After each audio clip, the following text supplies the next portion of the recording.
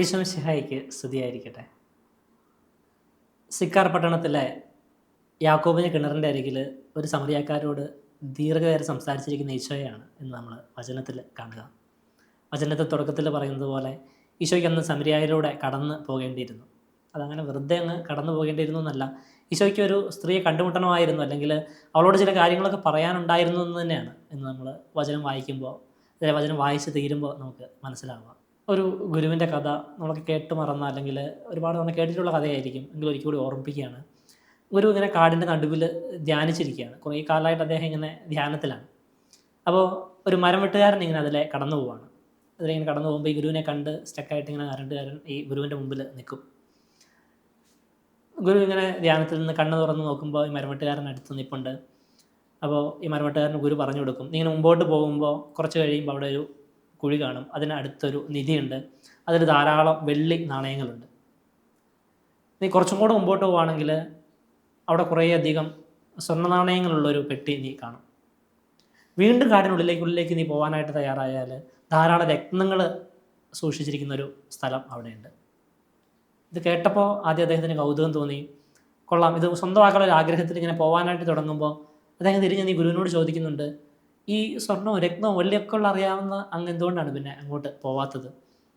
അപ്പോൾ ഈ മരവെട്ടുകാരന് വല്ല മനസ്സിലാവുകയാണ്, ഇതൊന്നും വേണ്ടാത്ത, അല്ലെങ്കിൽ ഇതൊന്നും നൽകാൻ പറ്റാത്തൊരു സന്തോഷം ഈ ഗുരുവിനുണ്ട്. അതുകൊണ്ടാണ് ഇതൊക്കെ അവിടെ ഉണ്ട് എന്ന് അറിയുമ്പോഴും വളരെ സ്വസ്ഥമായിട്ട് ഈ ഗുരുവിനിങ്ങനെ ഇവിടെ ഇരിക്കാനായിട്ട് പറ്റുക. ഈ അടുത്ത് കണ്ട ഒരു സിനിമ കണ്ടതല്ല, സിനിമയുടെ പേരിങ്ങനെ ശ്രദ്ധയിൽപ്പെട്ടത് ഇങ്ങനെയാണ്, സുഖമാണോ? സുഖമാണ്, അതാണ് സിനിമയുടെ പേര്. നമ്മളൊക്കെ നിരന്തരം ആൾക്കാരോട് ചോദിക്കാറുള്ള ചോദ്യമാണ്, സുഖമാണോ? സുഖമാണ്. നമ്മൾ ആ വാക്ക് ചോദിക്കുമ്പോൾ ജസ്റ്റ് സുഖമാണോ എന്ന് മാത്രമല്ല നമ്മൾ ഉദ്ദേശിക്കുന്നത്, നിങ്ങൾക്ക് സന്തോഷമാണോ എന്നുള്ളതാണ്. നമ്മളൊക്കെ ആരെങ്കിലും കാണുമ്പോൾ സാധാരണ ചോദിക്കാറുണ്ട്, സന്തോഷമാണോ? ക്യാഷ്വലായിട്ട് നമ്മൾ ചിലപ്പോഴെങ്കിലുമൊക്കെ പറയും സന്തോഷമാണ് എന്നുള്ളത്. നമ്മൾ ഈ സിനിമയെ കാണുന്നതിന് മുമ്പ് ഈ പുകവലിയുടെ പരസ്യത്തിൽ ആദ്യം കാണുന്ന പോലെയാണ്, ആരാണ് സന്തോഷം ആഗ്രഹിക്കാത്തത്? നമ്മളൊക്കെ ആ ജീവിതത്തിൽ ആഗ്രഹിക്കുന്നത് സന്തോഷമാണ്. പക്ഷെ നമ്മൾ ശരിക്കും നമുക്ക് സന്തോഷമാണോ, അല്ലെങ്കിൽ നമ്മൾ സന്തുഷ്ടരാണോ എന്ന് ചിന്തിക്കുന്നത് നല്ലതാണ്. ഇത് തന്നെയാണ് മറ്റൊരു തരത്തിൽ ഈശോ ഈ സമരിക്കാരി സ്ത്രീയോട് ചോദിക്കുക. ചോദിക്കുന്നത്, ഈ വെള്ളം, നീ എത്ര കാലമായിട്ട് ഈ കിണറ്റിൽ നിന്ന് വെള്ളം കുടിക്കുന്നു, നിനക്ക് ദാഹം മാറിയോ എന്നാണ് ഈശോ ചോദിക്കുന്നത്. അപ്പോൾ അവൾ പറയാണ്, അവൾ സംസാരിക്കുന്നത് ജലത്തെ പറ്റിയാണ്, അല്ലെങ്കിൽ ഈ കിണറ്റിൽ നിന്ന് കിട്ടുന്ന വെള്ളത്തെ പറ്റിയാണ്. അപ്പോൾ ഈശോ ഒന്നും കൂടെ ആവർത്തിച്ച് ഓർമ്മിപ്പിക്കുകയാണ്, താൻ പറയുന്നത് വെറുതെ ഈ വെള്ളത്തെ പറ്റിയല്ല. അപ്പോൾ ഈശോ ചോദ്യം ഒന്ന് മാറ്റുകയാണ്, നിൻ്റെ ജീവിതത്തിൽ 5 ഭർത്താക്കന്മാരുണ്ടായിരുന്നു, ഇപ്പോൾ ഉള്ള ആൾ നിൻ്റെ ഭർത്താവല്ല. അവളുടെ തന്നെ കഥ ഈശോ തിരിച്ച് അവളോട് പറയുകയാണ്. വിഷയം മാറ്റാണ്. കാരണം ഈശോ ഉദ്ദേശിക്കുന്നത് വെറും ഒരു ദാഹത്തെ പറ്റിയല്ല, ജീവിതത്തിലെ സന്തോഷത്തെ പറ്റിയാണ്, സംതൃപ്തിയെ പറ്റിയാണ്. ചില വചനമൊക്കെ പഠിക്കുന്ന ചിലർ പറയും, ഈ സ്ത്രീയുടെ കഥ പറയുന്നത് ഈശോ വ്യക്തിയുടെ മാത്രം കാര്യമല്ല, സമരിയ ജനതയെ പറ്റിയാണ് പറയുക. അതായത് പല ദേവന്മാരിലൂടെ ഇങ്ങനെ അലഞ്ഞ് യഹോവയെ മറന്ന് സന്തോഷം തേടിപ്പോകുന്ന ഒരു ജനത. പക്ഷെ അവർ റിയലി സാറ്റിസ്ഫൈഡ് അല്ല, അല്ലെങ്കിൽ അതിനൊന്നും അവരെ സന്തോഷം നൽകാനായിട്ട് പറ്റുന്നില്ല. ഈശോ പറയുകയാണ്, എന്നിൽ നിന്ന് കുടിക്കുക, അല്ലെങ്കിൽ ജീവൻ്റെ ഉറവയായ എന്നിൽ നിന്ന് കുടിക്കുക, അപ്പോൾ നിനക്ക് നിൻ്റെ ശരിയായ ദാഹം മാറും.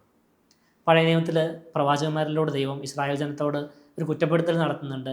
നിങ്ങൾ ജീവൻ്റെ ഉറവയായ എന്നെ ഉപേക്ഷിക്കുകയും നിങ്ങൾക്ക് ജലം തരാനായിട്ട് കഴിവില്ലാത്ത പൊട്ടക്കിണറുകൾ കുഴിക്കുകയും ചെയ്തു. 2 പരാതിയാണ്. ഒന്ന്, നിങ്ങൾ എന്നെ ഉപേക്ഷിച്ചു.